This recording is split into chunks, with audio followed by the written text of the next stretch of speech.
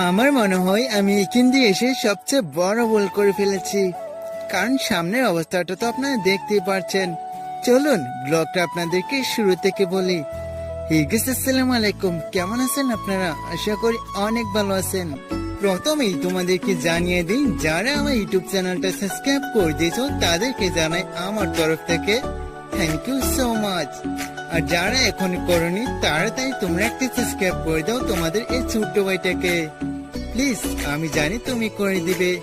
Let's go, blog start. আরে দাঁড়িয়ে বসছিলাম কি করব, তাই ভাবলাম আমাদের জমিটা দেখা হয় না অনেকদিন ধরে, তাই ভাবলাম আমাদের জমিটা দেখে আসি। কিন্তু এখানে এসে যে এরকম কিছু হয়ে যাবে গাইস, সেটা কিন্তু আমি সত্যি ভাবতে পারিনি।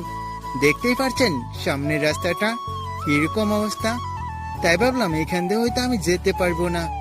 তাই এখান দিয়ে না গিয়ে আমি আরেকটা রাস্তা দিয়ে গিয়ে আমাদের জমিটা দেখতে আসলাম।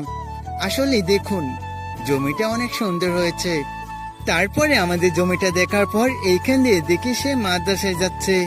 আর এখন হয়তো আপনারা বলতে পারবেন, ভাই ও এরকম করছে কেন? আসলে সে মাদ্রাসায় যাচ্ছিল, আমি তাকে ভিডিও করছি, তাই সে লজ্জায় মুখটা দেখাচ্ছে না ক্যামেরায়। যাই হোক, সে মাদ্রাসায় যাক, আমি আমার কাজ করি। তারপরে সে মাদ্রাসায় চলে গেল। আর এই ছোট্ট গাছটাকে দেখুন, এই ছোট্ট গাছে দেখুন কত সুন্দর একটা বাইগন হয়েছে। যাই হোক, তারপরে এখানে এসে দেখি আমাদের মহারাজাটা আমাকে দেখে ব্যবসা শুরু করে দিচ্ছে।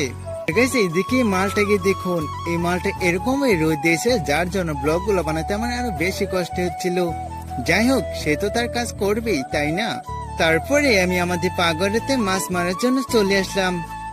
ভালো থাকবে সবাই, নিজের খেয়াল রাখবে। দেখা হবে তোমাদের সাথে একটা নেক্সট ব্লগে। Thank for watching.